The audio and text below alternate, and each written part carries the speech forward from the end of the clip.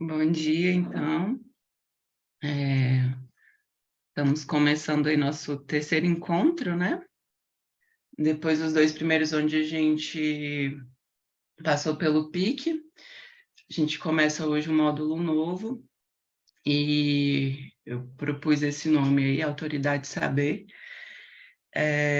Então, começo agradecendo do fundo do meu coração a presença de vocês aqui hoje às 8 da manhã. Sei que não é fácil. Depois dos nossos dois primeiros encontros, eu realmente fiquei assim hesitando se eu seguia por essa via que eu tinha inicialmente pensado, né, de trabalhar esse texto do Freud e o da Clarice, porque eu fiquei achando que talvez não tivesse muito a ver com a Paula, mas eu decidi seguir por aí, é, porque é um pouco o caminho que eu já tenho trilhado aí sobre o que é investigar, né, o que é pensar. Vou fechar o WhatsApp aqui.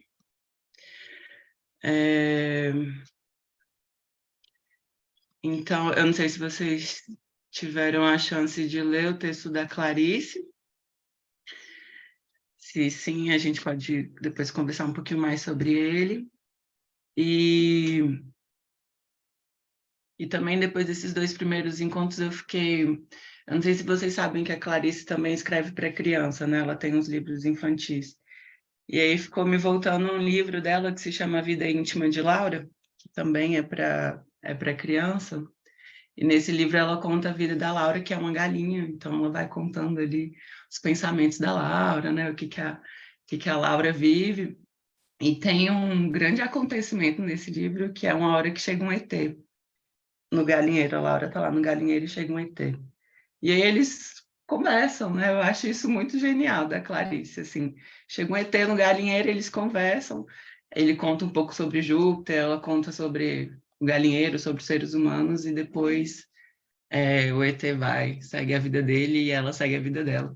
Então, é só para dizer que eu me sinto um pouco assim, falando de literatura aqui na rua, depois de tanta ciência, me sinto um ET, pousando no galinheiro. É, Mas, enfim, isso também para dizer que me parece, eu leio Clarice tem um tempo, então não sou eu que estou dizendo isso também, muitas outras pessoas que leem Clarice dizem isso. Vem nela uma certa autora, assim, da alteridade, né? Assim, realmente alguém que pensa quem é o outro, o que é o outro, né? Eu acho que nesse ponto é um terreno fértil para gente, né? Que é da psicanálise. É, E tem, né? Então, já nesse livro aí infantil, eu acho que já tem essa convocação aí, né? Como é que eu me porto diante desse que é extremamente não eu, né? Absolutamente outro. E isso a gente vai vendo, né? Várias imagens de alteridade na Clarice. Por exemplo, a barata, né? GH diante da barata, para quem já leu A Paixão Segundo GH, o rato num conto que eu gosto muito, que é Perdoando Deus, ou Macabeia, ou Mineirinho, né, que estão ali também numa certa relação, né? Macabeia e a barata, Mineirinho e o rato, são coisas que a gente pode pensar aí. Então, eu vou tentar fazer também essa apresentação, puxando um pouco aí essa reflexão sobre isso, né? Quem é o outro. Bem, pensei aí, eu fiz uma... Eu posso compartilhar uma apresentação, Bruno? Eu acho que é o João que vai ter que liberar para você. Você libera aí, João? Mas então, a minha ideia é que hoje com esses textos a gente consiga estabelecer assim uma espécie de base comum, a partir de onde a gente possa Eu, discutir. eu tornei Foi? você anfitriã para você poder ter todos os poderes. Nossa. Só que aí você só dá uma olhadinha às vezes aí nos participantes para ver se tem alguém querendo entrar. Eu Tá, estou de olho aqui no zap. onde é que eu vejo isso?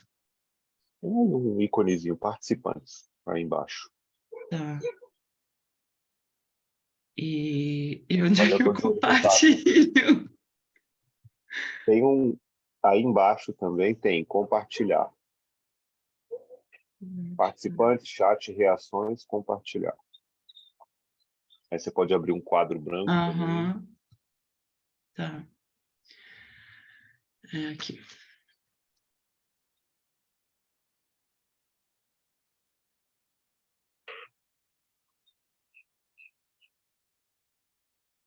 Pronto, chegou aí, né? Tá. Então, contextualizar um pouquinho esses dois textos. O texto do Freud é esse aí, né? As Teorias Sexuais Infantis, um texto de 1908.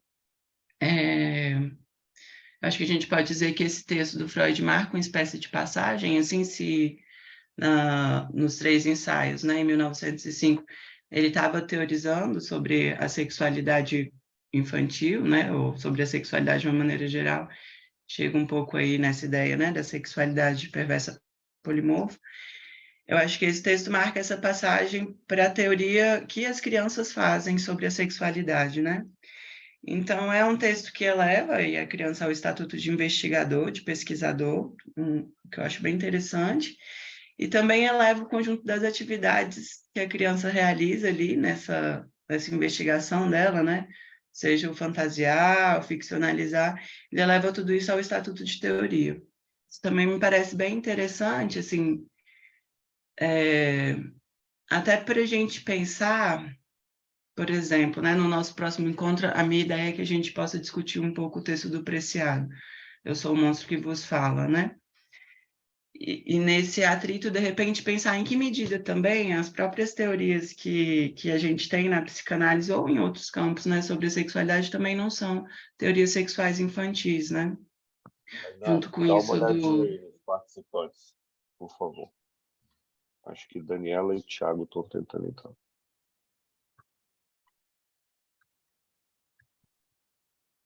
Onde eu vou... Agora eu tenho que ampliar aqui.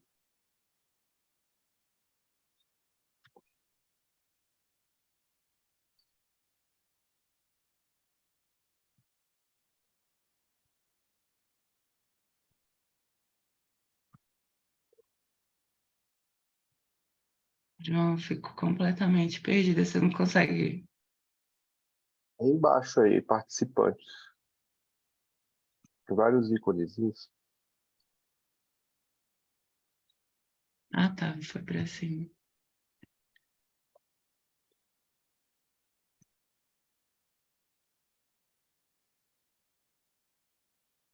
Pronto. Beleza. Bem, então... E é também nesse texto aí que o Freud...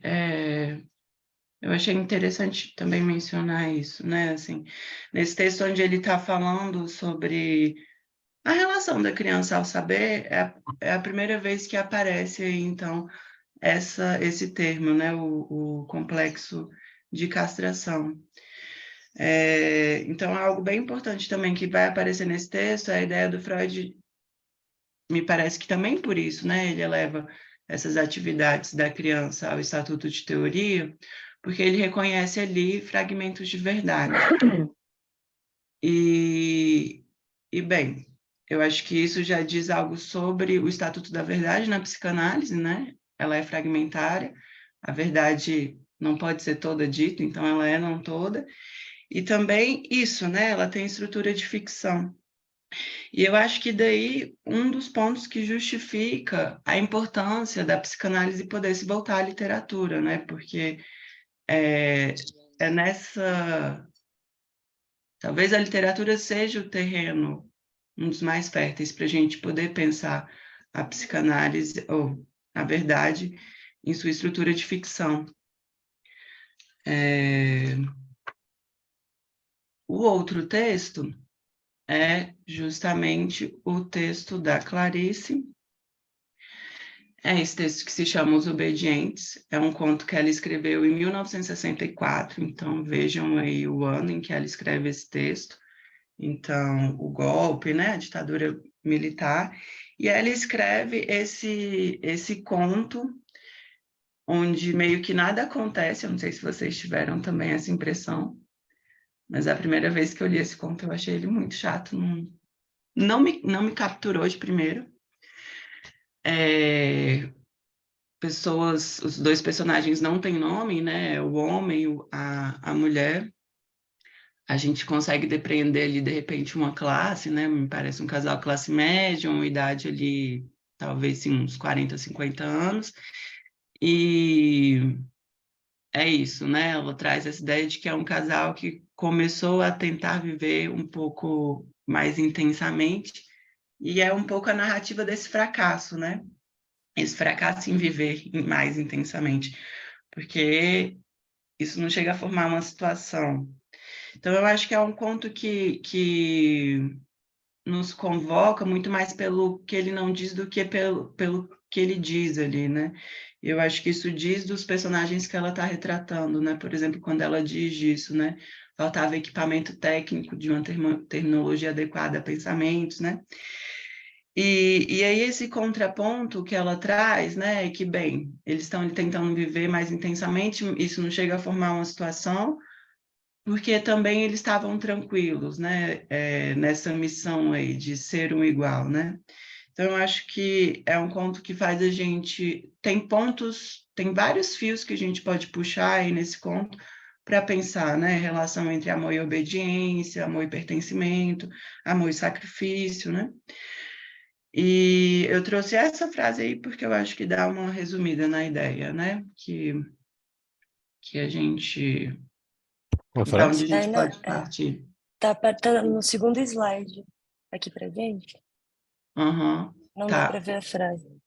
A frase que começa assim, na verdade, também estavam calmos. Não dá para ver? Eu vou Eu ler. acho que tem que avançar o slide só. Que tá do slide do texto do Freud. Ah, é? Espera aí. Eu estou mudando e aí não muda para vocês? Não. Ficando contextualização. Não mudou para vocês. Clica, acho que seria interessante talvez você, tipo, reiniciar Tá.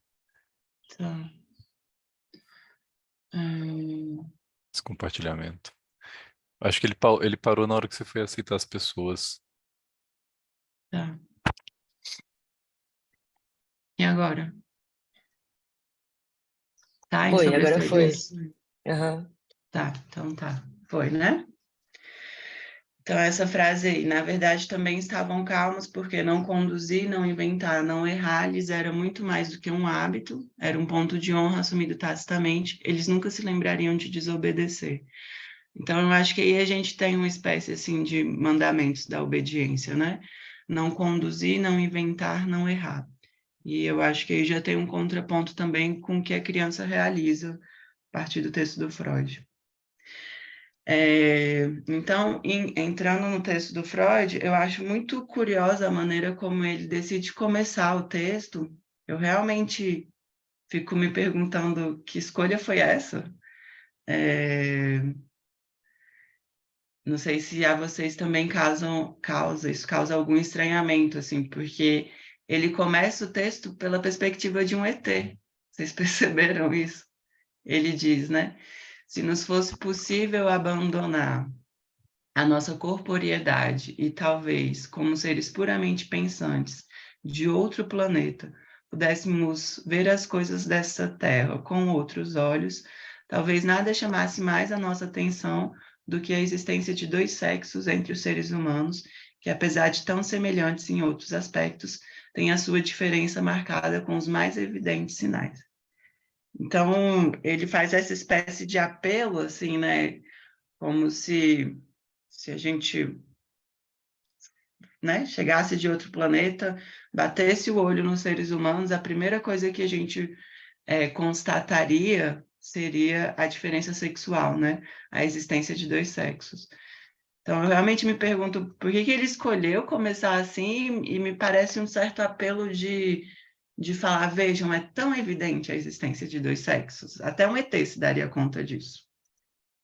E aí ele diz que, bem, não é daí que as crianças partem nas suas pesquisas sobre os problemas sexuais, né? E aí eu acho que já traz para a gente essa questão de o que é uma evidência, né? O que é uma evidência para um ET, que eu nunca vou saber, o que é uma evidência para uma criança, né? Então, eu acho que já tensiona um pouco essa questão da evidência e do ponto de vista, né? Do quanto também todo conhecimento é situado, tem um ponto de partida aí. E aí, o que ele traz, já logo de cara, é que a necessidade de saber, né, da criança, ela não surge de maneira espontânea, ela não é inata, né, não é, sei lá, porque a criança faz 7 anos de idade que ela quer saber de onde é que vem as crianças, né?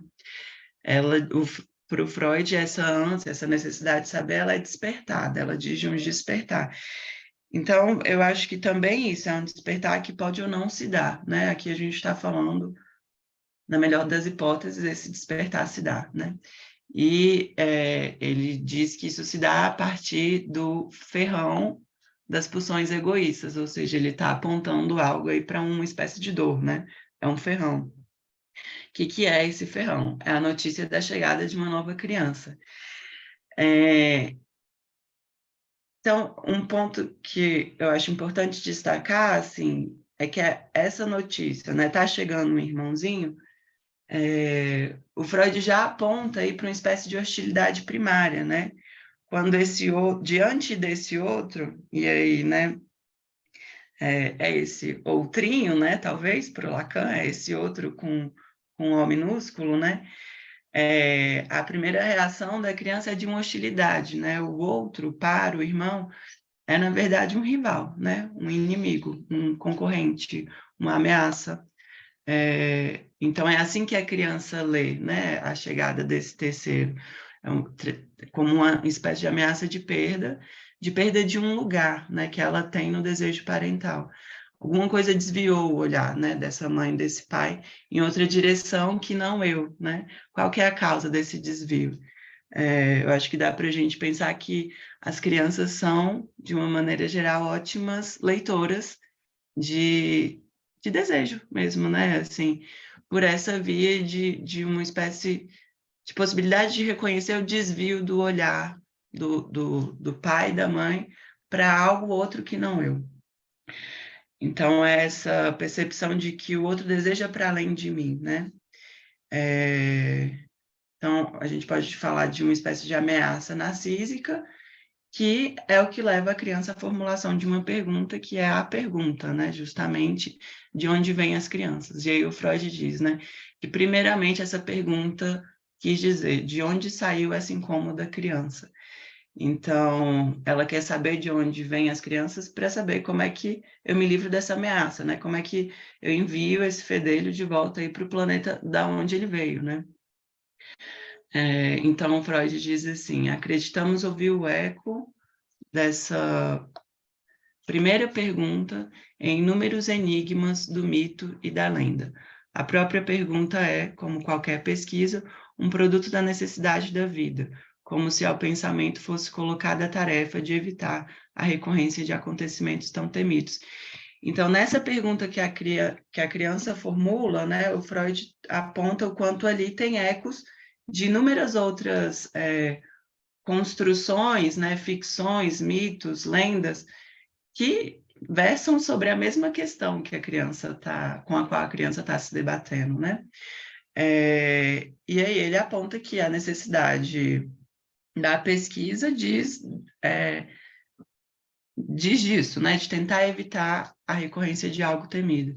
Então, acho que a gente pode afirmar e que pensar é uma questão de sobrevivência, né? Para a criança ali. E para a gente. Aí tem uma autora que trabalha bastante esse momento aí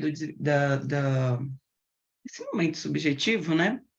Eu não sei falar o sobrenome dela, vou chamá-la de Sofia, tá dando para ver aí. Esse livro se chama A Necessidade de Saber, ela vai, de uma maneira bem cuidadosa, vai se demorando um pouco aí nesse momento de de virada mesmo. E o que ela propõe, né, é que a origem de qualquer pensamento estaria justamente nesse desmoronamento, né, nesse colapso do solo da evidência. Eu gosto muito dessa ideia do desmoronar, assim. Então, para ela, né, seria preciso a gente religar as teorias sexuais infantis, não só à chegada de um rival, mas a toda e qualquer ocorrência do tipo nascimento, morte, acidente, né? Que a criança toma consciência da não evidência do laço de amor que a liga aos seus pais e no qual ela busca sua identidade. Então, se o Freud fica talvez ali muito circunscrito, né, a essa chegada de um irmãozinho, ela amplia um pouco essa noção para a gente, né? Então, é tudo que faz com que a criança se dê conta de que esse lugar que ela tem no desejo parental, ele não é evidente, ele não está garantido, né? Então, tem a ver com um desmoronamento disso daí. Então, essa autora, ela não é lacaniana, e ela diz dessa maneira, mas tem essa outra autora, a Alba Flesley, é uma psicanalista argentina, essa aqui tem em português, que fala também desse momento, e aí ela já fala com palavras mais lacanianas, eu acho que vai soar mais familiar aí para vocês, né? Então, ela diz que o esforço de saber da criança é despertado pela queda de uma crença. Qual é essa crença, né? Um dia a criança descobre com grande decepção que não era o que acreditava ser, o falo, né? Ela descobre que ela não é isso que completa o desejo do outro, ela não é o objeto único, né, de desejo do outro. Então, daí a sua afirmação, né, da Alba, de que a busca do saber se inicia com uma negatividade em relação ao saber consabido. Ou seja, fica-se sabendo que não se sabia. Então, eu achei legal trazer aí essa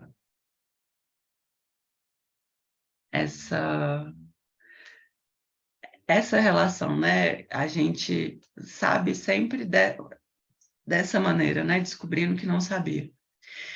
Então, é isso aí que, segundo ela, vai dar início ao tempo das perguntas, né? Esse abalo que é desestabilizador e inquietante. E, então, tem uma desilusão em jogo, né? Um desvelamento, e a criança quer saber a causa do que lhe aconteceu. Ela quer saber de onde vem o intruso que a destronou. Então, aí, uma referência, né? Ao Freud no texto sobre o narcisismo, né? O bebê Sua Majestade. E me parece que é justamente isso que está em questão, né? Se a Sophie fala de uma queda, de um desmoronamento, é uma queda disso, né? É uma deposição da majestade. Então, a busca pelo saber tem início aí nessa deposição, né? Nessa queda de um lugar fálico para o outro, que diz de uma dor narcísica. E aí, pensando um pouquinho com a Clarice, né? Acho que a gente pode se perguntar o que é possível ter do solo, né? Do chão, se não justamente a perda e o desabamento, né? Esse conto da Clarice em específico, ele já começa numa perda de chão, né? Por exemplo, primeira frase do conto, né? Trata-se de uma situação simples, um fato a contar e esquecer, mas se alguém comete a imprudência de parar um instante a mais do que deveria, um pé afunda dentro e fica-se comprometido. Então, o conto já começa nesse pé que afunda, né? Nesse chão que não é estável, né? Uma outra frase que remete à mesma ideia é, cronologicamente, a situação era a seguinte: um homem e uma mulher estavam casados. Já em constatar esse fato, meu pé afundou dentro, fui obrigada a pensar em alguma coisa. Então, eu acho que a Clarice também convida a gente a pensar o quanto essas perdas de chão convocam o sujeito a um posicionamento, né? Então, ali o sujeito aparece. Ele precisa fazer alguma coisa, né?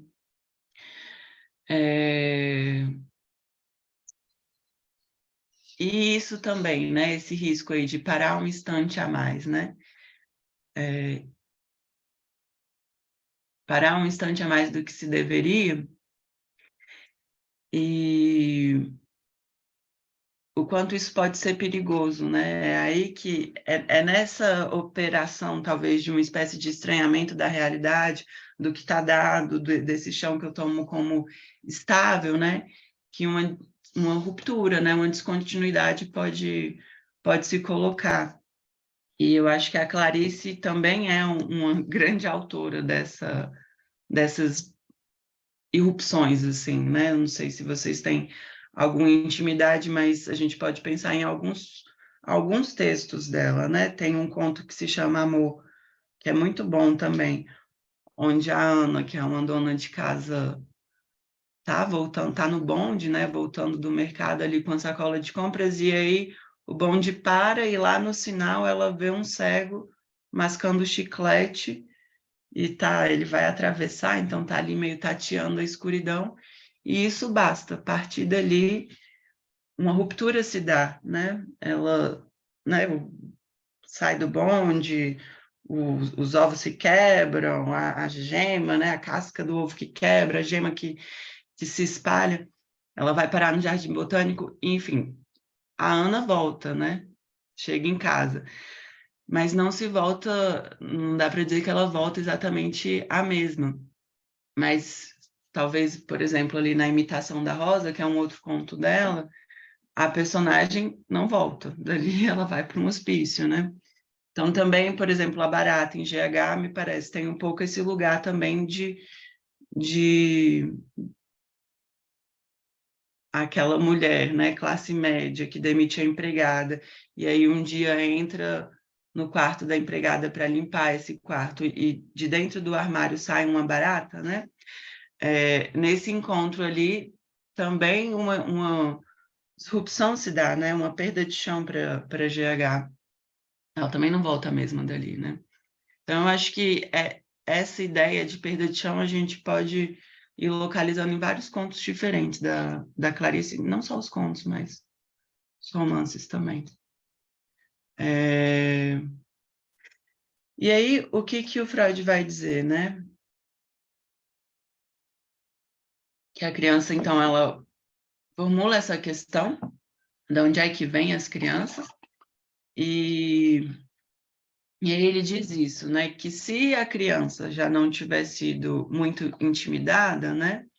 Então, de novo, essa ideia de que pode ser que isso nem se coloque, né? Mas se ela já não tiver sido muito intimidada, ela toma esse caminho conhecido aí de exigir dos seus adultos, né, a resposta, posto que eles são, para a criança, essa fonte de saber, né? Eles sabem, eles explicam, eles sabem tudo, né? O ponto é que, por razões diferentes, esse caminho fracassa, né? Seja porque sei lá, né? Ela é reprimida, seja porque os adultos chegam com historinha de cegonha. Fracassa e o que fica é uma espécie de insatisfação. E aí eu acho que a gente já pode associar isso com esse Estatuto da Verdade mesmo, né? Que é não toda. Os pais não vão poder realmente dizer desse enigma aí para a criança, né? Dizer tudo dizer, né?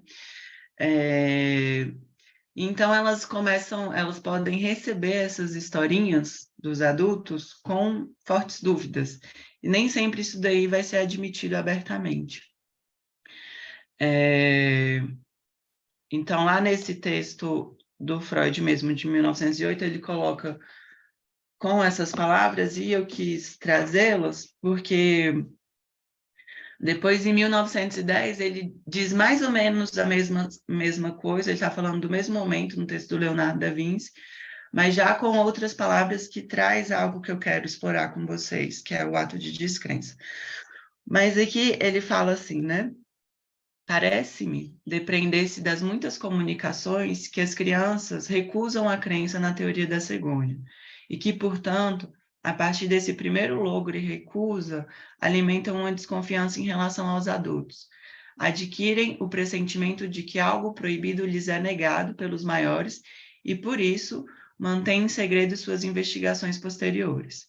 mas com isso também vivenciaram o primeiro ensejo de um conflito psíquico, na qual essas opiniões pelas quais elas sentem uma predileção opcional não são corretas para os adultos e entram em oposição com outras sustentadas pela autoridade dos maiores, mas que para elas não são aceitáveis. Então, eu acho que o primeiro ponto aí para a gente é esse ponto da recusa, né? As crianças se recusam a acreditar, isso não precisa ser abertamente colocado, né? E elas mantêm em segredo as suas investigações. E aí, isso eu acho muito interessante, né? Essa ideia do segredo, do pesquisar em segredo, né?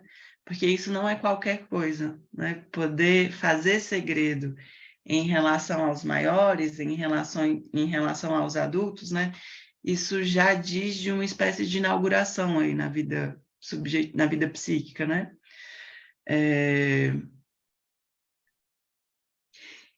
E também isso que o Freud traz aí, né? A ideia do conflito que se instaura, né? De bem, ela já está formulando as suas próprias opiniões, como, por exemplo, né? Assim, de que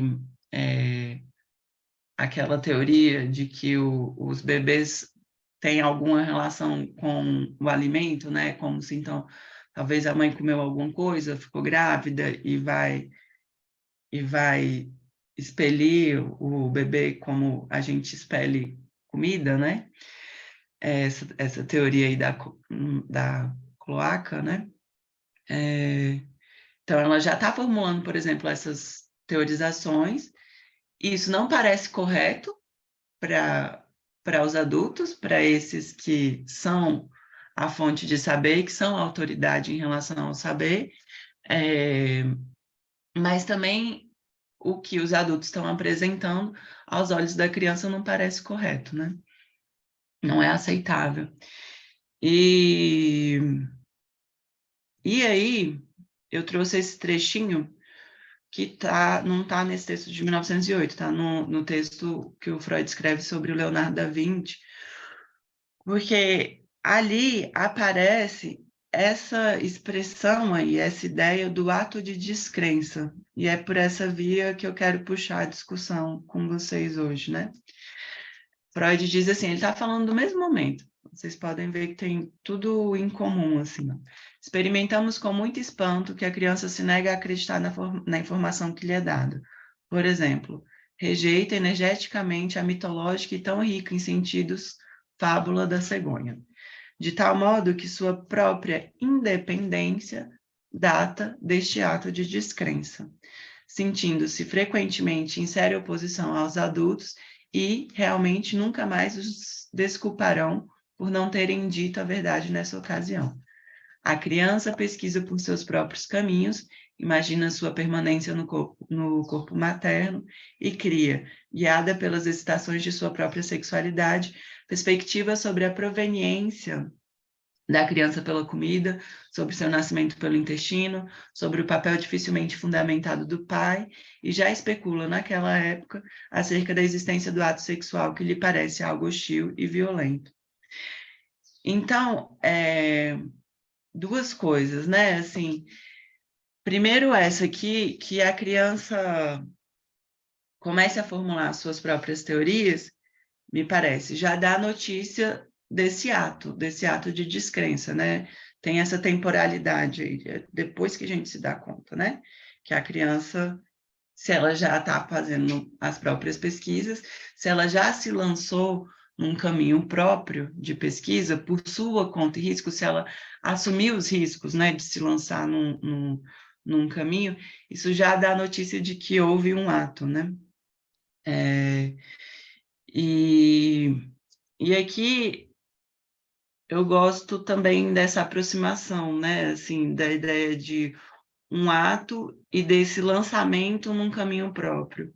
Eu acho que isso serve para a gente pensar alguma coisa sobre o ato aí mais para frente. Eu encontrei coisas muito interessantes nesse artigo aí, que é desses 3 autores, Guérin, Lenormand e Racial. É um artigo que se chama... Como é que é? É sobre justamente a descrença.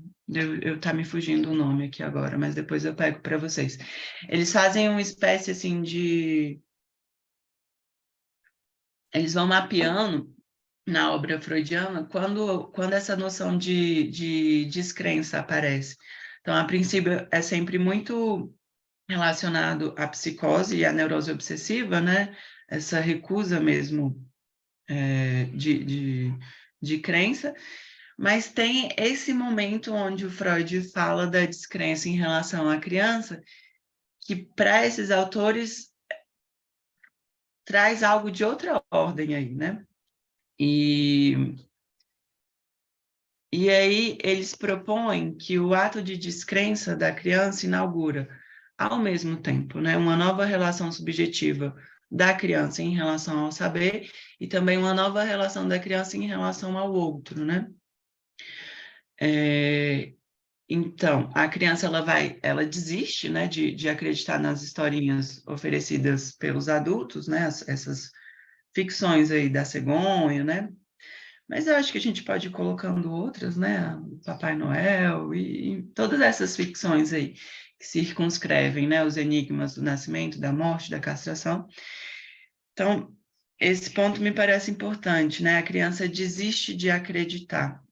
Então, o ato de descrença tem a ver com essa decisão, que nada mais é do que uma decisão de abandono mesmo, né? É uma renúncia.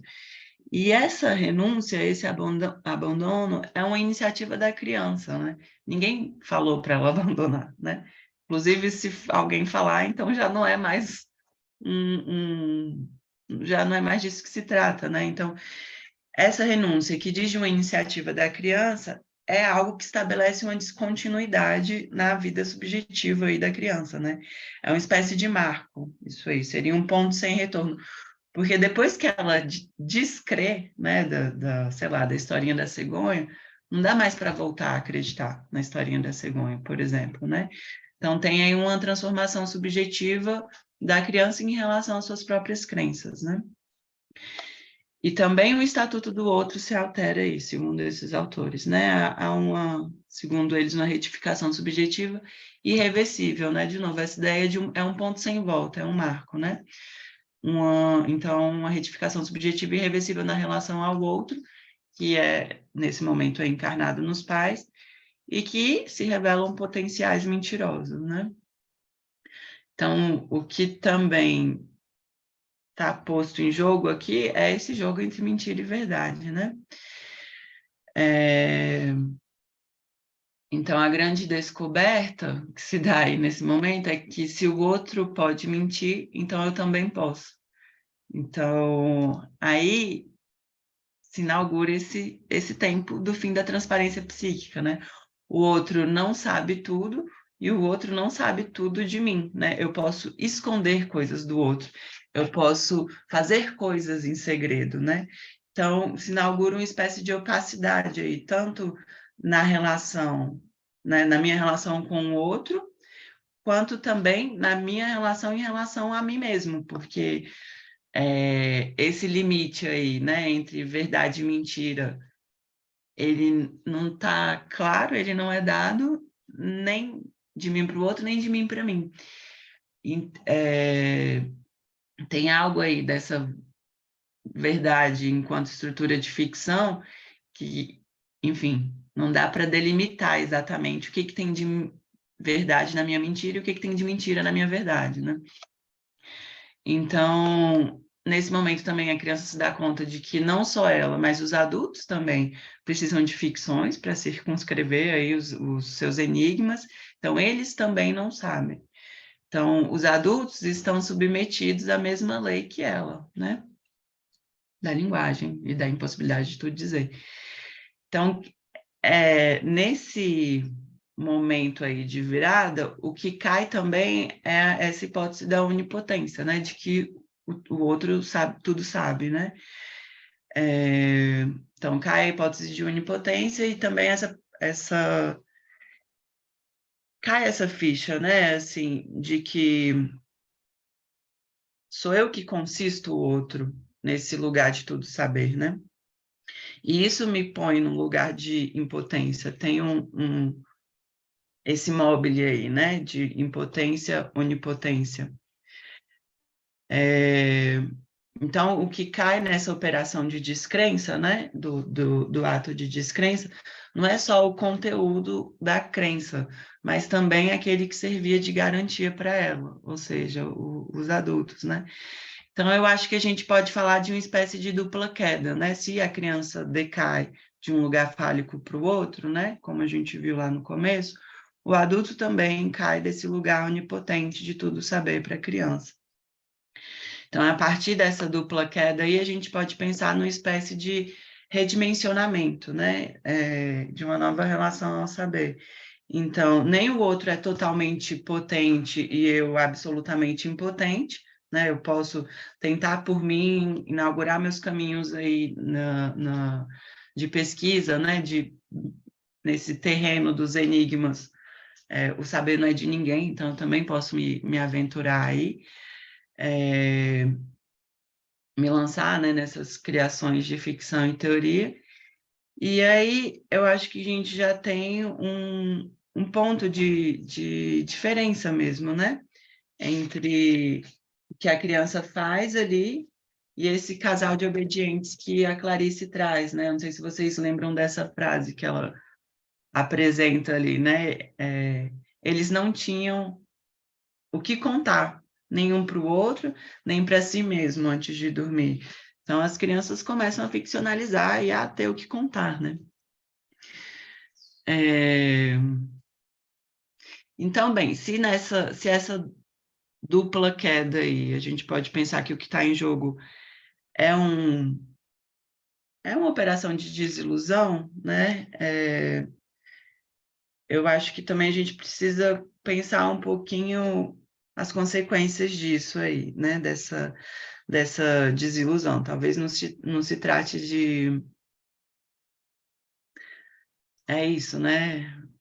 Papai mentiu para mim, né? Algo de ficar ali nessa posição, mas poder ir além, né? E aí, para mim, é um pouco inevitável não pensar nessa frase aí que está na Paixão Segundo o GH. Clarice diz assim: talvez desilusão seja o medo de não pertencer mais a um sistema.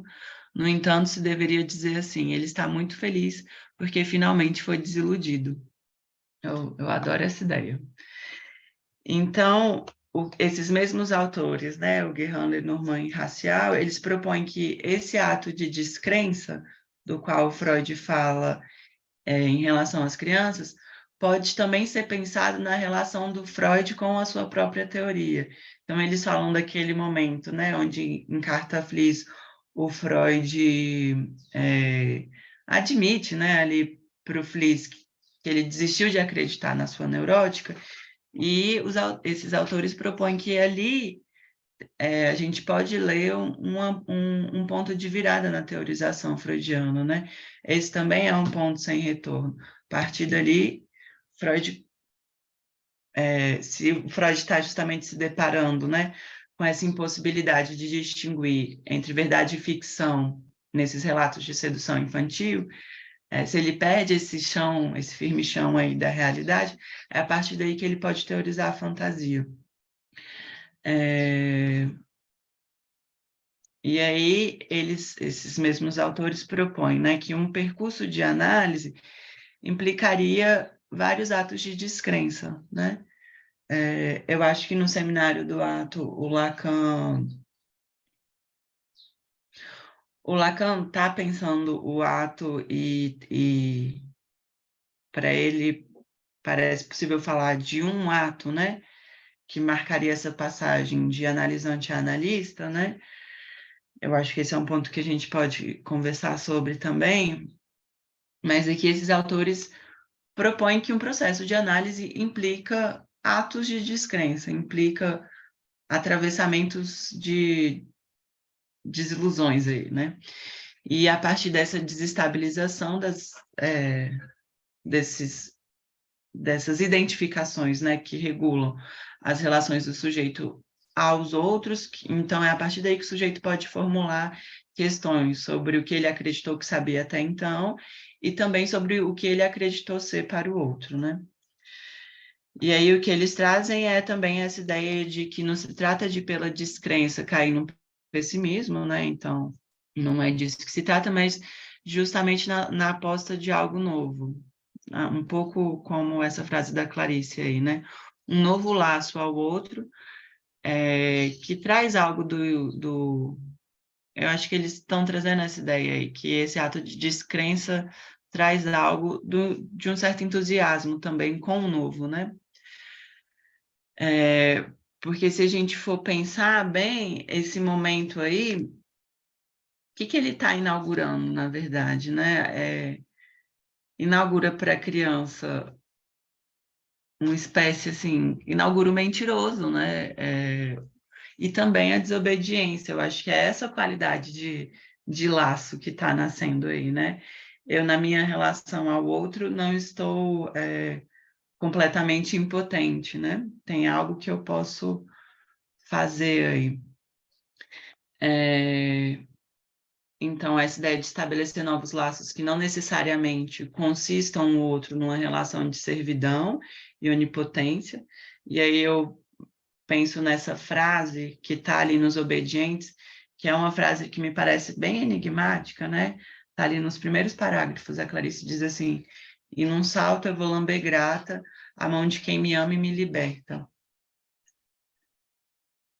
A mim me vem assim, essa ideia de lamber a mão, grata, vou lamber a mão de um cão mesmo, né? De estar a serviço do outro.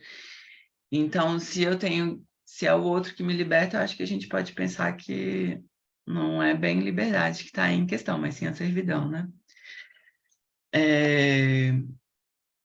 E aí a minha questão mesmo para vocês, né? Eu não sei se vocês têm familiaridade com essa máxima do Lacan, de que o analista só se autoriza de si mesmo, né?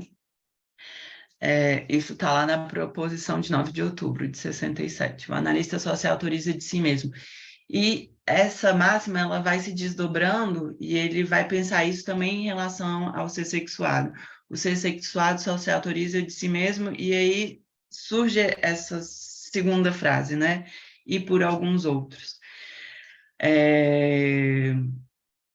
E aí o que eu proponho para vocês, né? Será que a gente pode pensar esse e por alguns outros dessa máxima lacaniana como justamente isso que o Freud vai chamar de companheiros na descrença? Ou seja, enquanto analistas, pensar que isso que a gente está estabelecendo, né, aqui, uma espécie de... como isso que se faz aqui na Pola, né? A gente está aqui nessa relação de alguns outros, penso eu. Então, será que a gente pode pensar essa relação entre alguns outros, passando por esse fio, né, de companheiros na descrença? Essa ideia aparece no Freud, lá no Futuro de uma Ilusão, 1927, né? Ele está justamente citando Heine, um poeta, e traz essa ideia de companheiros na descrença. Por que eu proponho isso, né? Assim,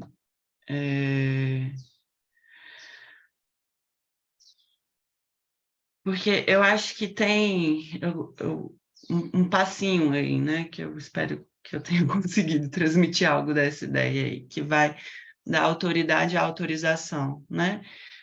Se a criança está partindo ali, né, de uma espécie de confronto com a autoridade, né? O maior, o adulto dela que tudo sabe, se ela, por um ato de descrença, parte disso para um autorizar-se, né, a pesquisar, a se lançar numa pesquisa, então, será que a gente pode pensar que esse passinho aí que vai da autoridade à autorização tem uma passagem incontornável pelo ato de descrença? Isso também se colocaria para o ser sexuado? E aí é uma curiosidade minha também, né? Em relação ao poeta, como é que ele se autoriza? Será que a gente pode pensar que o analista, o ser sexuado e o poeta, se autorizam por si mesmo e por alguns outros. É isso. Fico por aqui, não deu tempo de botar as referências. Se vocês precisarem, quiserem, podem me escrever e eu mando as referências aí para vocês.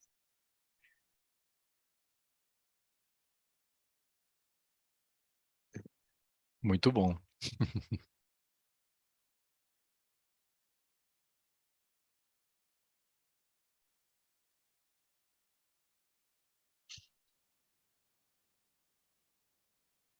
E aí, alguém quer puxar uma dúvida, uma discussão?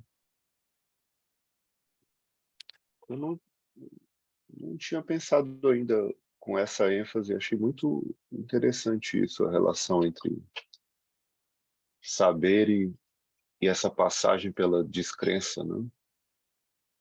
Uhum, A queda de uma crença. uhum. Quanto que Uma você achou queda isso no de Freud? suposição de saber, né? Sim. Eu até lembrei de um outro texto que eu li, o da Clarice, há um tempo já, que é quase um exercício de especulação, assim, que parece ela parte de uma primeira pergunta, assim, e chega numa coisa tão imensa que eu fiquei lembrando, que é um do ovo. O ovo, a galinha. É, Nossa, esse conto, meu Deus, a gente precisa de 50 universidades para dar conta desse conto aí. É mas é muito uma. enigmático. É, e acho que ela leu esse texto num congresso de bruxas que chamaram ela, uma Foi. coisa assim. É, ela foi convidada para um congresso de bruxaria. E foi esse texto que ela levou. E ela vê um ovo na cozinha e disso ela vai para quase toda a existência, né? Uhum. Eu fiquei lembrando disso. A partir de algo que está dado ali, né? Poder. Recusar, é,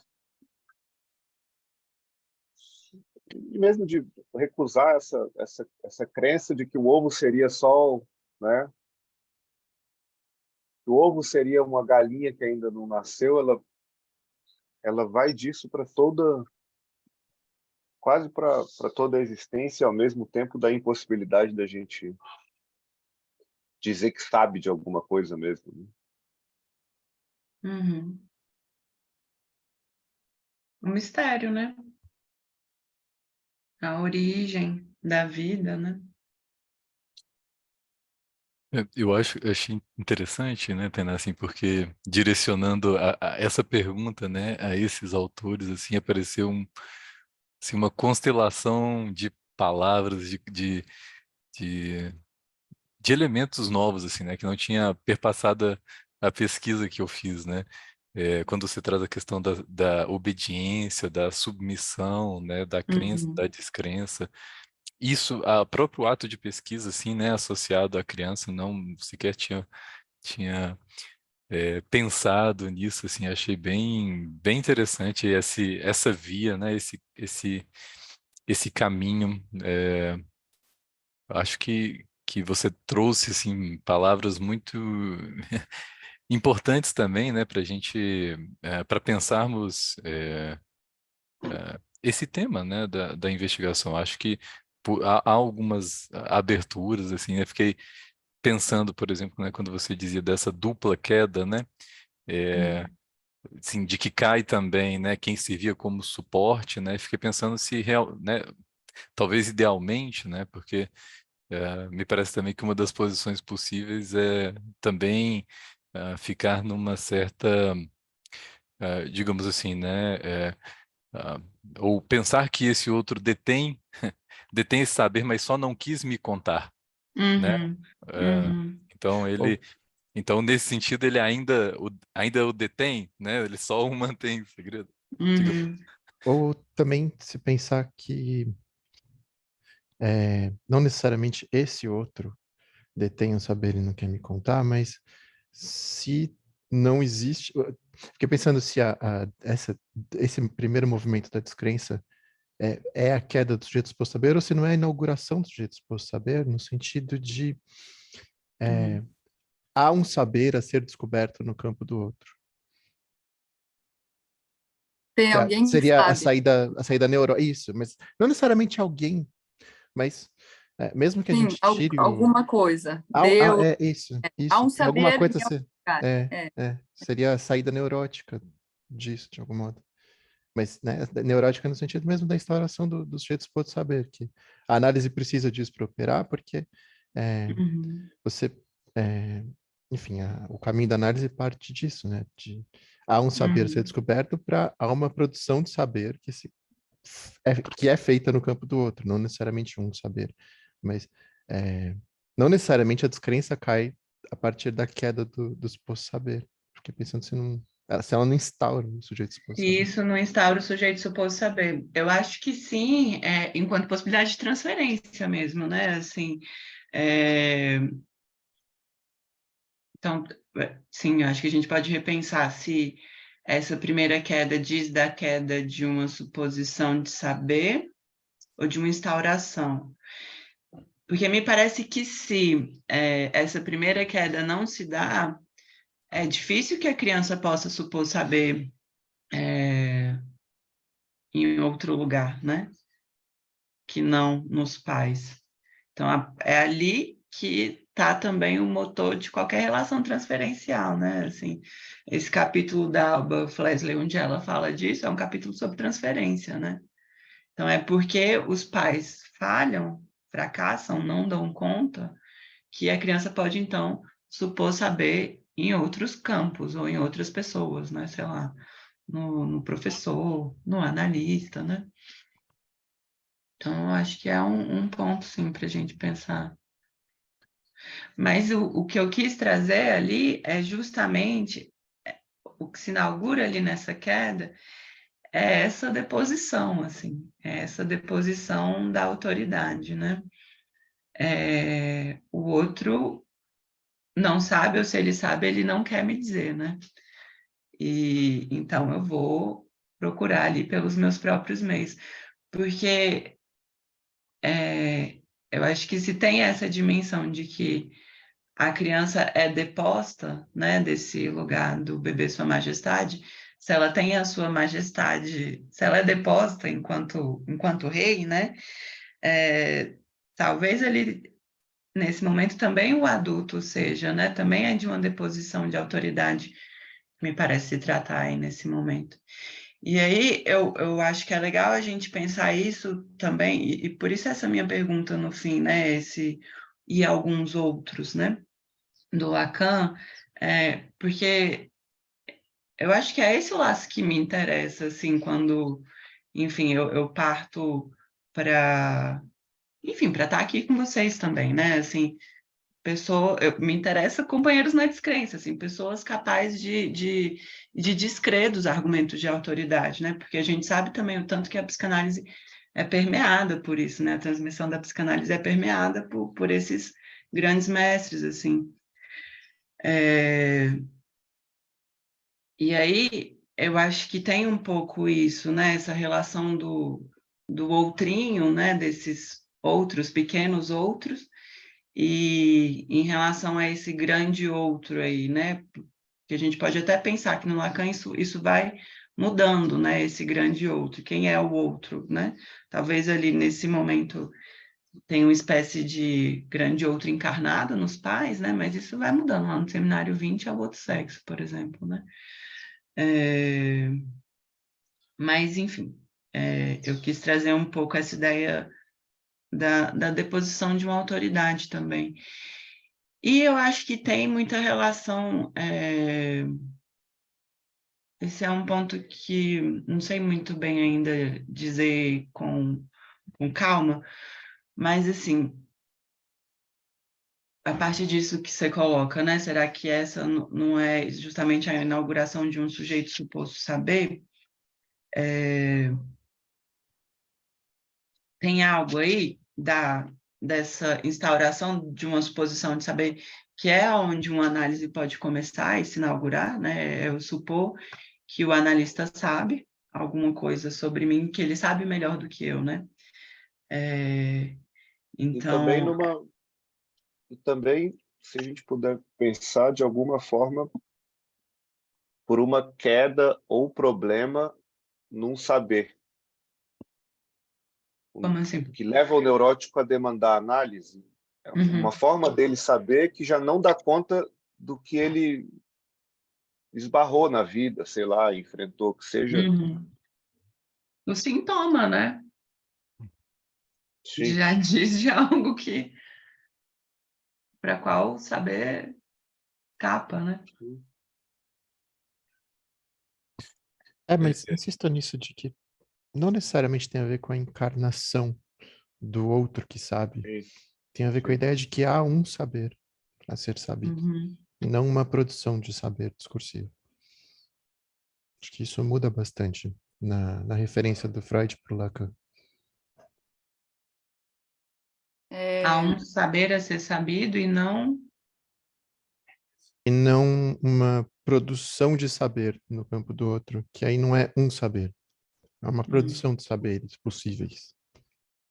É uma diferença bem interessante mesmo essa, né? Porque de que há um saber, me parece a lógica da descoberta, né? E de que é necessário uma produção de saber é distinto, né? Diz da constatação talvez de uma falta, né? há um saber é diferente de pensar que há um que sabe. Isso. Por aí? Eu queria trazer uma imagem também que ficou quando a Tainá falou sobre, e alguns outros, né? É uma leitura hegeliana, né? Que é do cristianismo, né? Para Hegel, a questão do cristianismo como sendo a religião, digamos assim, é porque é um absurdo de que há a morte de Deus, né? Na cruz. Então, assim, o cristianismo tem intrinsecamente nele essa morte desse saber, e aí o Zizek muitas vezes comenta isso, que no pós, o que acontece depois é a comunidade do Espírito Santo, ou seja, não há mais a garantia de um saber, mas há a necessidade de talvez aí vindo para essa questão de um saber que é um saber bom para, um saber, né, que depende dessa troca de alguns outros, né? Então me veio muito essa deposição de saber nessa figura maior aí de Deus, né? E aí tem essa questão da comunidade do Espírito Santo que teria a ver com essa não tem mais garantia, então a gente está junto nessa não garantia.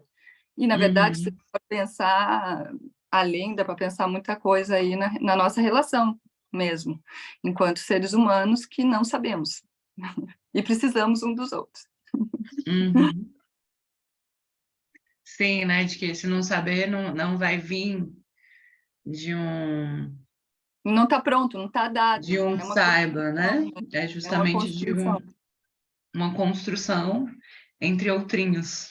Entre outrinhos, e bom para, né? E que ele sempre pode ser, né? A gente estava falando isso ontem ali também no grupo, né, de investigação, essa coisa justamente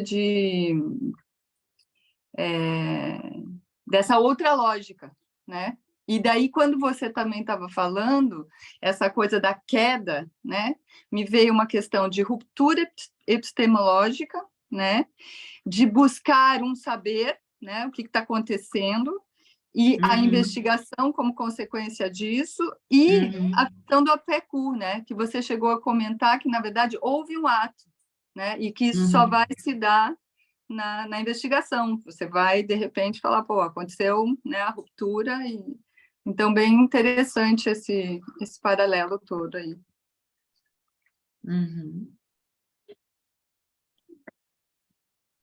Queria voltar a um ponto que eu achei muito legal, que é uma frase que está nesse conto que você mandou, mas que não estava na tua apresentação, Tainá, que é uma hora que ela fala assim: Clarice, né? Também não apenas por submissão, como num soneto era obediência por amor à simetria.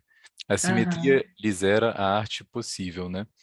aham, E aí achei interessante justamente porque você começa pela ah, trazendo essa, né, assim, a via do amor, do narcisismo, né, e o quanto que a gente pode articular, né, a obediência ao amor, né, aham. e a desobediência ao não amor, né, e realmente, né, quando você traz ao final, né, a figura do cão, da obediência, né, da liberdade, da servidão, eu acho que é pelo menos assim, para mim, abriu um caminho aqui que é muito interessante, eu acho que é, inclusive, né, porque que há nessa frase há uma diferença, né, assim, né, ela propõe uma diferença, né, entre submissão e obediência, né, Uhum. e eu acho que isso pode dizer também, até aquilo sobre até um pouco o que o Boto comentou, né, assim, no sentido de se há um saber, muitas vezes a posição também referente a ele talvez tenha que ser de obediência, digamos assim, né? Fazer a manutenção daquele saber, né? O que pode ser uma posição possível, né? Referente a uma teoria ou algo assim. Uhum. É preciso que esse sistema de ideias continue a funcionar para que também eu continue parte talvez da sociedade ou né, também continue, né? E é diferente que essa outra posição que é a odiada, né? Que é a do Galileu, é desses cientistas que também são nesse contexto até que a gente entrou aqui, né? Do catolicismo também como desobedientes, né? No sentido de uma até mesmo, né, assim, aquilo que se encontra, né, eu acho que essa desobediência está em todos os lugares, até agora me volta o próprio Alfredo falando do Einstein, né, no sentido de o quanto que ele, na produção da sua própria teoria, ele vai recusando em certo sentido, porque parece que, né, que vai acontecendo uma espécie de dissonância, né, entre para onde que a pesquisa aponta e a própria crença dele, né? Porque no sentido de como se ele não pudesse acreditar, né, crer no que produz, né? Me parece Uhum. algo um pouco dessa ordem e que eu acho que também remete ao que é, é, é Blay? Desculpa, isso. Opa, tá mudo.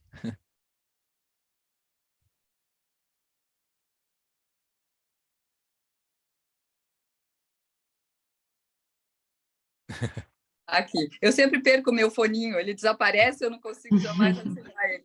É Gabriele. Gabriel, tá. Eu tô na Europa, né? Então me parece que toda vez que eu entro, sempre é o sobrenome primeiro, mas é Entendi. Gabriele. Tá, beleza, Gabriel. Então, mas nisso que ela coloca, né, nessa questão de uma queda, né, de uma ruptura epistemológica, né, eu acho que aqui a gente vai reentrando e essa, né, essa coisa interessante, né, que a gente começa a falar de ciência, a gente começa a falar ao mesmo tempo também de religião, de crença, né, a gente vai entrando Uhum. nessa seara, assim, eu acho bastante interessante. E assim, né, agora um outro ponto também que me chama a atenção, né, e que eu acho que também por esse comentário da Gabriele se reintroduz, né, que é a própria noção, né, porque eu acho que está embutido no texto do Freud, digamos assim, de que porque digamos assim, né, de que há uma verdade científica, né, a respeito do que seria, né, de onde vêm as crianças, digamos assim, né, mas que opera dentro de um fundamento de ciência, né, ou seja, em outras, em outros, né, esse sujeito da ciência é também um sujeito ocidental, católico, né, ou seja, ele traz esses, Homem. uhum, sim, ele traz esses, é interessante assim, né, o quanto que aponta para essa teoria, mas que já é a teoria da ciência, né? Como se a criança em si ela já estivesse atrás daquela teoria, né? Mas é uma teoria circunscrita também no tempo e dentro de uma sociedade, né? Não é. Imagino que nem em todos os contextos, em todas as comunidades, é essa a verdade do que é a concepção ou de onde que vêm realmente as crianças, né? Outras culturas vão ter outras explicações e que dentro daquele contexto vai funcionar enquanto, né, uma verdade, porque dá um pouco essa impressão de que há de que há essa verdade, né, científica acerca desse tema. Dá uma impressão no texto do Freud de que ele sabe onde é que a criança tem que chegar, né? Ela Isso. tem que chegar sei lá, no ato sexual, né? Ela tem que, como se ela tivesse que realizar o que é o ato sexual, né? Esse ponto realmente concordo aí, né? Parece que o Freud sabe, ele sabe onde a criança tem que ir, então isso já mata um pouquinho, né, a pesquisa da criança, porque se é justamente de mistério que se trata, eu acho que tem algo mais amplo aí, né, que vai para além do ato sexual, né? De onde vêm as crianças, né? É um enigma de onde vem a vida, realmente, né? Isso que você falou de Fala, João. parecer que ele sabe, ele circunscreve também, como se ele circunscrevesse até onde se pode saber, né? Uhum. E que, de algum jeito, termina por ser o que ele fez com a própria psicanálise, Duas ao coisas delimitar. nesse sentido, João, quando o Bruno estava falando, tem um momento do Freud que eu acho muito marcante, que é em Odelá, do princípio, né? Além do princípio do prazer, que é que ali ele põe abaixo a própria estrutura daquilo que primeiramente ele concebeu. Claro que depois, eu acho que até por questões políticas e do momento e do lugar onde ele estava, né, ele não sustenta isso e ao contrário, né? Mas assim, há um Freud ali se questionando e botando em dúvida tudo. Então eu acho isso bem interessante. E outra coisa que me veio é a questão de que a gente não pode perder de vista de que a gente está tratando de mito, de discurso. E na verdade, é aí que está, né? O Freud cria um discurso de que a criança teria que questionar dessa forma, ou que ela ia ficar espantada de ver que tem dois sexos. Será? É assim para todo mundo? Porque acho que foi a Thaís, uma apresentação dela que ela teve, que tem uma tribo indígena que não vê o azul, né? Não tem essa concepção do azul, porque não está na linguagem, não está na linguagem. Então, assim, o que você enxerga e o que você questiona tem a ver com a linguagem, tem a ver com o mito fundador de uma civilização. Claro que aí a gente está falando de Freud e um olhar absolutamente ocidental, né? Mas eu acho que a gente não pode perder de vista nessa investigação que a gente está fazendo que a gente está tratando de linguagem. Uhum. A gente se perde no meio dessas, né? Teve algumas coisas na tua apresentação, Tainá, que ficou me vindo assim, né? A coisa da rivalidade entre irmãos, a coisa. Isso é uma narrativa. Isso é uma chave de leitura de alguma coisa. Não necessariamente ela tem que ser lida dessa forma ou construída dessa forma. Não que ela não tenha efeitos, claro que ela tem. E é justamente isso que eu acho que é a possibilidade da psicanálise da qual a gente está aqui reunido, de fazer outra coisa, né? Então, assim, eu acho que a gente é chamado para talvez mudar essa chave de leitura e pensar que a gente está falando de discurso, materialização, né? Então, assim, eu acho essa coisa tem que estar aqui, assim, falando no ouvido. Sim, né? Até porque também, né? Eu fico pensando se esse mesmo ET do Freud, né? Que chega lá em 1908, que constata, né? A existência de dois sexos. Acho que se esse mesmo ET chegasse hoje, ele já ia ter mais dificuldade, né? Assim, às vezes isso já não é da mesma ordem, já não se coloca da mesma maneira, né? Hoje em dia eu olho para uma pessoa e eu não sei se é um homem ou uma mulher, uma pessoa não binária. Eu preciso perguntar para ela como é que você se chama, como é que você quer que eu me refira a você, né? É a chamada do Paul Preciado na escola. Justamente, né? A minha ideia para o nosso próximo encontro é que a gente possa trabalhar um pouco esse texto pensando aí o que é um paradigma, né? Aí os cientistas vão poder contribuir mais, mas esse paradigma da diferença sexual aí, né? E Fazer um E comentário. quando eu falo isso da hostilidade, né? Claro, é a historinha que o Freud está contando ali, mas é só para puxar um pouco também essa ideia de que essa minha aproximação a um outrinho, e aí é alguém supostamente um igual, né? Um igual a mim, ela tem um toque de hostilidade primária. Então, poder chegar num outro lugar é um caminho também, né? Se tornar companheiros de descrença é um caminho também, né? Claro. Gabriel? Gabriel? O Sim. Gabriel. Não, eu acho que está alinhado o que eu gostaria de comentar que a Gabriela está falando, Tainá, que eu acho que tem um pouco a ver com a consistência das teorias, né? O Lacan, no Seminário 2, tem uma parte que ele faz uma definição de eu e uma definição de resistência, que ele define o eu como um conjunto de crenças ou um crer saber. E a resistência seria como esse crer saber ou esse saber, ele tem uma certa qualidade de fixidez ou de consistência que impele né, a pessoa a se manter sempre numa mesma perspectiva, né? Assim, sempre encarar as situações numa mesma perspectiva. E é isso que ele tá falando, isso que ele está criticando os participantes do seminário. Eles vão dizer que os participantes do seminário resistem a adotar, a assumir uma outra lógica para pensar a psicanálise, assim, apesar dele estar falando lá no seminário com frequência. Assumir essa outra perspectiva que ele tá propondo, né? Então, nesse sentido, eu fiquei pensando que essa dimensão da crença, pensei nas teorias infantis, né? E aí pensando na análise, mas não numa dimensão, nessa dimensão, vamos dizer assim, mais pessoal, né? Assim, mas nessa dimensão do discurso ou da relação do sujeito com o outro, né?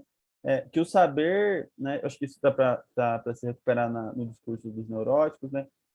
O saber, me parece, e as teorias que o neurótico constrói, né? E aí eu acho que a criança também pode ser incluída aí, tem uma certa consistência,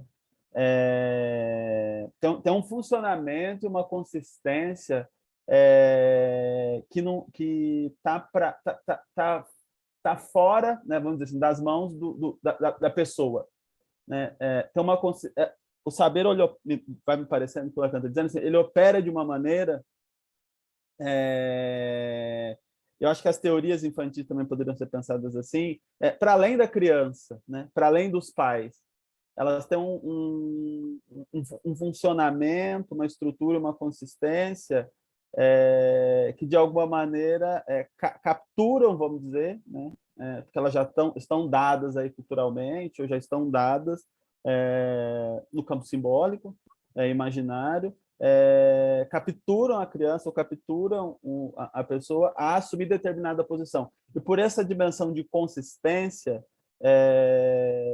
se produz um certo apego, vamos dizer, à teoria, ao saber, que é o que a gente vê na análise, né? Assim, os pacientes sofrem por determinadas teorias, né? Por determinadas crenças, determinadas concepções, determinadas ideias, né?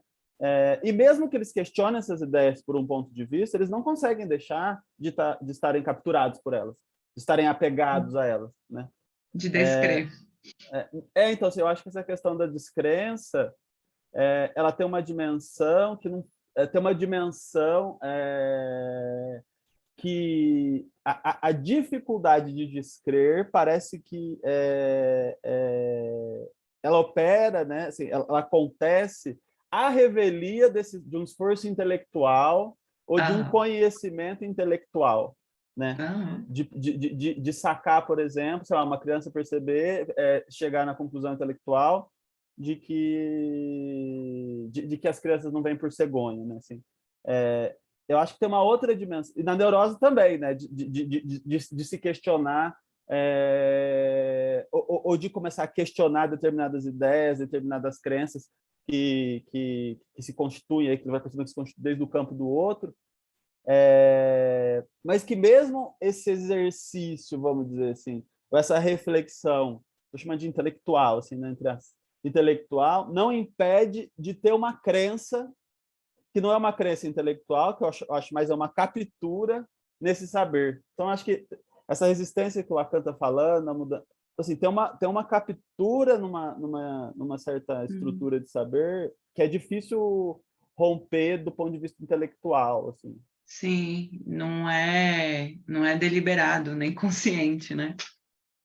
Eu acho que tem uma não é dessa deliberação que é ordem. preciso de um esforço, né? Assim, de se debruçar sobre isso, né? Eu Para tenho a poder operar essa descrença. Tá para além de um ato individual de um indivíduo, né? Descrer. Na análise é isso, assim. O paciente não descrê sozinho, né? Se não é uma analista, a descrença não opera. O que é muito Então, interessante naquilo que, só colocar um ponto, né? Na hora que a gente comentava de matar a pesquisa da criança, né? E quando falávamos do Freud, a gente pode pensar também o quanto que já saber aonde ir, né? É também poder matar a pesquisa do analisante. Se a pergunta ali não opera efetivamente, porque a pergunta pode operar apontando para um não saber, digamos assim, que pode ser compartilhado com um analista, enquanto aí é um enigma, né? Ele é Aí elevado é a esse status. produção, né?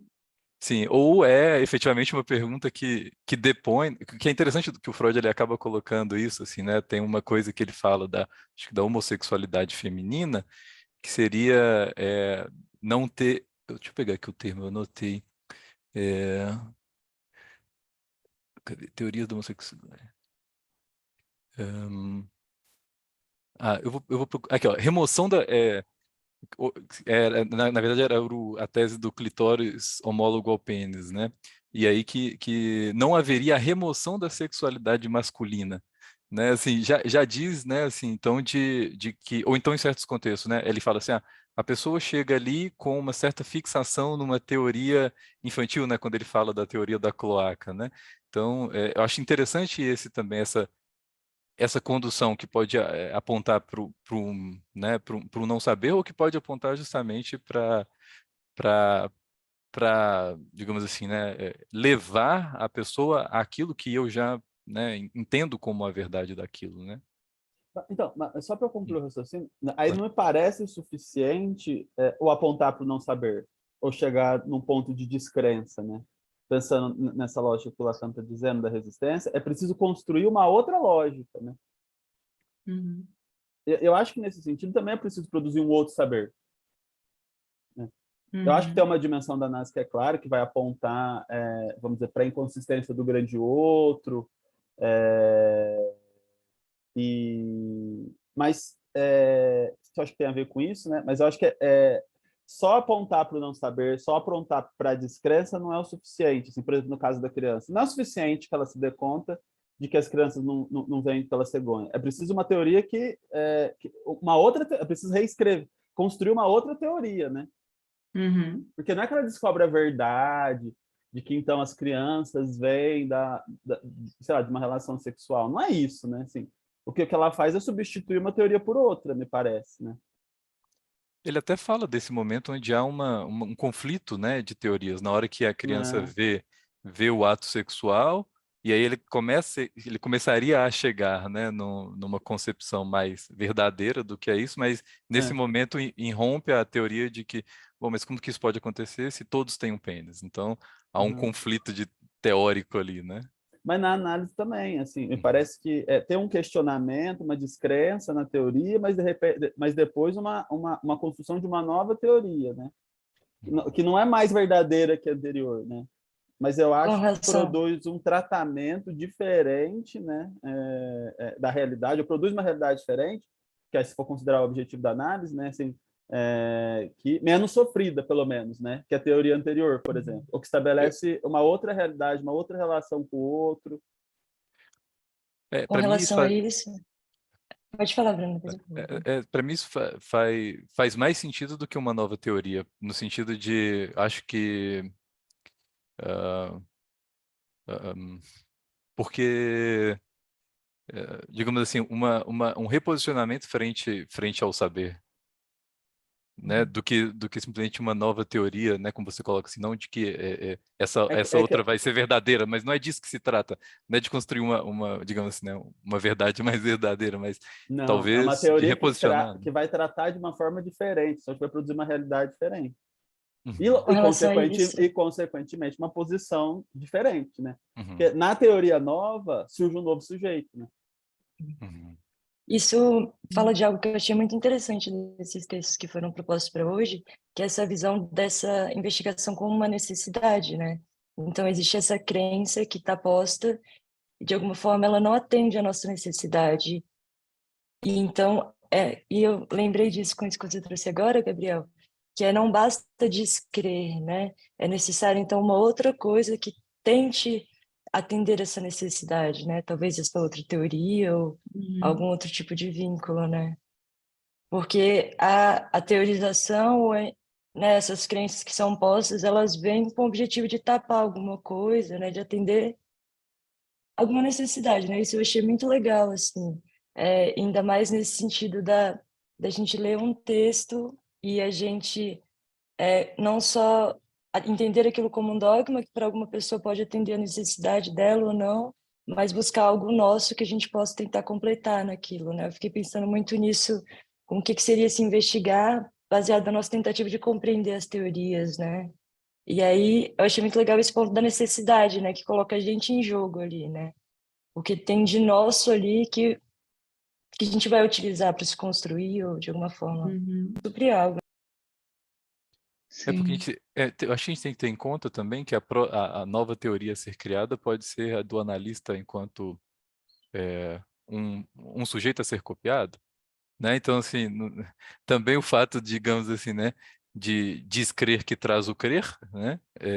Acho que, em certo sentido, é interessante a gente pensar também, né? Porque eu posso simplesmente, já não sou católico, sou espírita, e aqui, digamos, só está numa via, talvez, metonímica, digamos assim, né?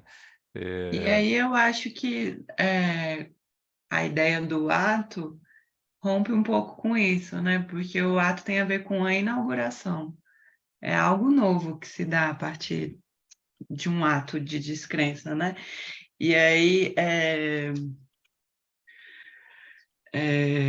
pensando um pouco a partir disso que o Gabriel e a Amanda estão colocando, né? Por exemplo, quando você diz do eu como uma espécie de conjunto de crenças, né? E de uma certa fixação nisso, e que o sujeito resiste, né? A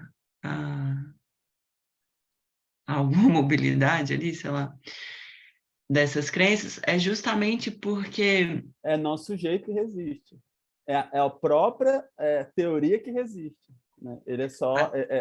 não é ele que resiste, ele não é agente, ele é um efeito, né? Sim, mas Tem um funcionamento próprio, né? Funciona, por exemplo, igual quando você o diz do Lacan fala Lacan do no simbólico seminário e as como uma pessoas estão máquina. resistindo. Ah, sim, mas é que ele está discutindo no seminário o simbólico como uma máquina que tem um funcionamento autônomo, assim, ela funciona a revelia do sujeito e a revelia desse eu, né? Então, assim, o sujeito é só um efeito, ele é falado, ele é pensado, né? Então, não é que o sujeito resiste, no final das contas, a mudar de lógica. Na verdade, ele é constrangido, assim, de uma maneira que não... Ele não é constrangido, porque ele é um efeito, né? O eu talvez seria constrangido. Então, e aí eu acho que toca um pouco, porque aqueles 3 autores lá desse artigo que eu menciono, eles trazem o tanto que é porque o Freud chega numa espécie de limite lógico, né? Do tipo, bem, se todas essas pessoas que estão me relatando essas cenas, né, de abuso foram de fato abusadas, então todos os pais são perversos, né? Ele fica encurralado, é isso, né? Ele está ali encurralado, ele precisa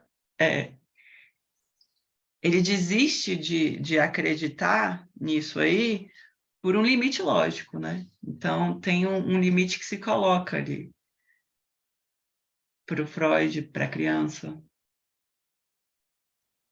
É isso que vai implicar uma virada, né?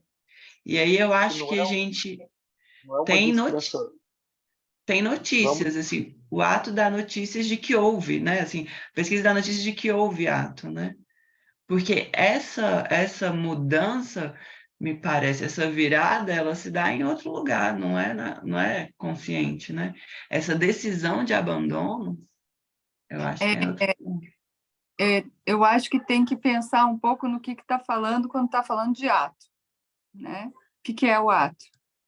Que não me parece que o ato seja uma inauguração de alguma coisa, mas talvez tenha mais a ver com um evento, que talvez mais com ruptura do que com Então, inauguração de alguma coisa. mas E que você enquanto só uma vai perceber ruptura, depois, e que você só vai ver depois, né? E isso é uma questão aí que eu acho que a gente tem que estar pensando o que é o ato, porque o ato... E outra questão da crença, né, que alguém falou, da crença, acho que foi o Bruno, na verdade, alguma crença sempre vai ter que ter. Então, eu adoro aquele vídeo do Lacan, que ele é fantástico, ele está louco lá em, acho que é Lausanne, um dos últimos deles, que ele fala da morte, né? La mort, né? É maravilhoso. É uma questão de fé. E se vocês não tivessem fé na morte, como que vocês aguentariam a vida de vocês? Então, assim, é sempre uma questão de fé. Agora, aonde que você vai botar a sua fé? depositar essa fé. Andar com fé, amor? Sim. Sim, mas eu digo inauguração nessa dimensão de que tem uma disrupção mesmo, né? Assim, tem algo que cai, que desmorona, né?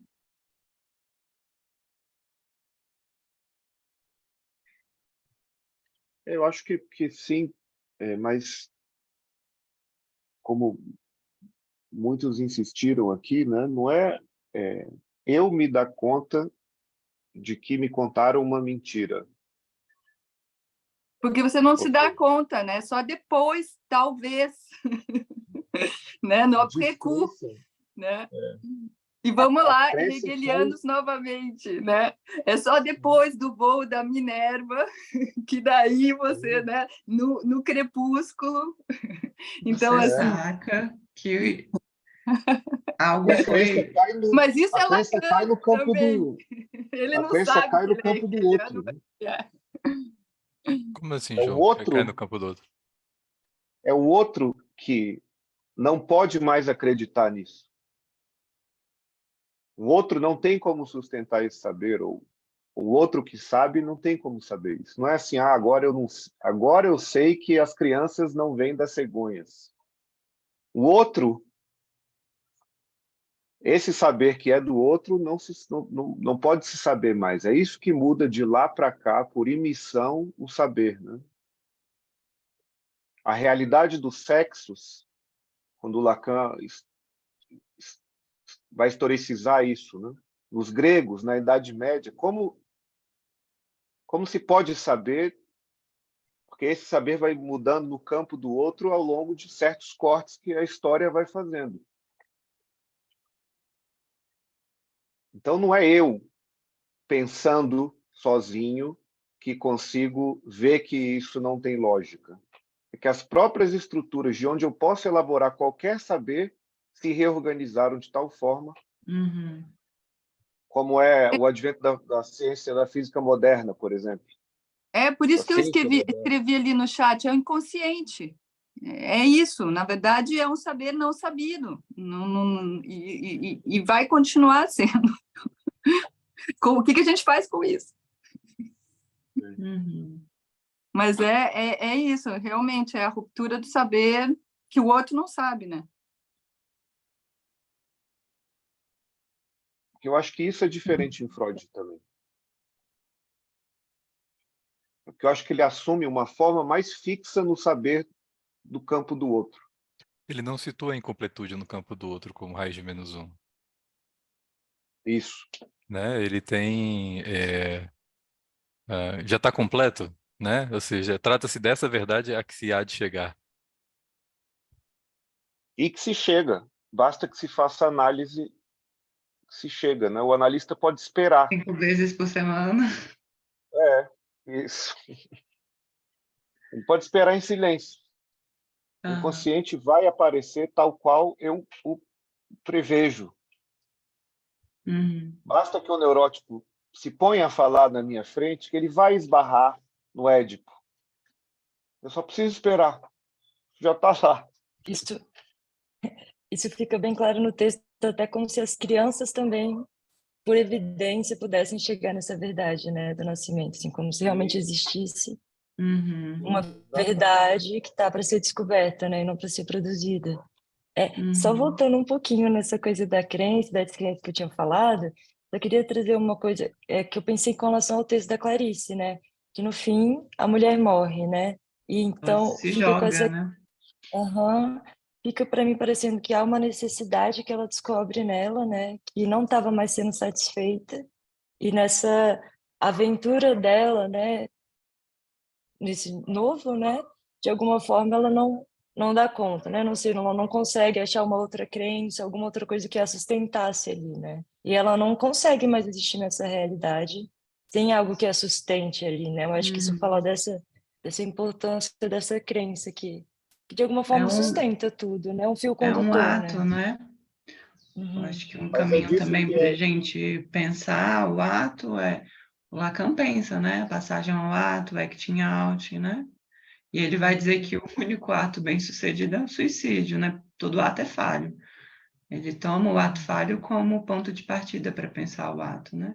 Sempre não alcança, e justamente porque não alcança, segue. E nesse ponto eu penso no homem, que o homem ele fica vivo, mas de alguma forma parece que ele também teve um contato com essa falha, né, desse dogma, mas aí ela trouxe essa imagem que ele tá no fundo não tá afogado, não sei, essa imagem eu achei bem confusa, assim, para mim, de alguma forma é como se houvesse uma outra possibilidade, meio capenga de sustentar essa realidade, né, com essa crença Eu que acho bem ele acredita, enigmático mas o não fim desse acredita. conto aí, né? Acho que abre para muitas leituras. Mas Eu acho vamos que ficar por aqui, que de fato tem essa atividade agora às 10. O que vocês acham? Eu vou Ótimo. mandar para vocês o próximo texto, Bruno, maravilhoso. Consegui um PDF desse livro do Preciado. E aí, enfim, a gente se vê de novo no dia 29 para discutir um pouquinho. E aí a gente pode retomar questões de hoje também. Show. Tá joia? Beleza. Tá dia Valeu. 29, então, pessoal. Obrigada, Tchau, hein? gente, obrigada. Até. Tchau, Até. tchau. Tainá, quando você terminar aí, eu acho que vai aparecer alguma mensagem, né, O que eu relativa tenho à que gravação. fazer? Eu pauso. Caralho, eu tô com medo de botar tudo a perder. Eu pauso.